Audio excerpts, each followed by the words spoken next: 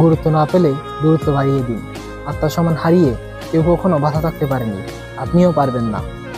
তাই ভুল জায়গায় আত্মসম্মান হারিয়ে হীনমন্যতায় ভুগবেন না। অসম্মানের জায়গায় নিজেকে রেখে সহজলভ্য করবেন না। যখন আপনাকে না ডাকতেই পেয়ে যাবে, তখনই আপনার গুরুত্ব সম্মান দেওয়া কমিয়ে দিবে। মানসিকভাবে সুস্থ থাকতে চাইলে অসম্মানের জায়গা থেকে সরে আসুন। নিজেকে নিয়ে ভাবুন, নিজের জন্য বাঁচুন। যার জন্য সব করতেছেন, সে একদিন এসে বলবে, আমি করতে বলেছিলাম তোমায়, তুমি সাহায্য না করলেও আমি ম্যানেজ করে নিতে পারতাম। তখন হজম করতে পারবেন তার এমন কথা। যদি পারেন তাহলে থেকে যান, তবে খুব বেশি দিন থাকতে পারবেন না। তার প্রয়োজন মিটে গেলেই ঘাড় ধরে বের করে দিবে। তখন শুধু বুক চাপড়ানো ছাড়া কোনো উপায় থাকবে না। বুক চাপড়াতে চাপড়াতে আর সহ্য করতে না পেরে নিজের মৃত্যু কামনা করবেন। সুতরাং যত তাড়াতাড়ি নিজের জন্য বাঁচতে শিখবেন, ততই আপনার জন্য মঙ্গল।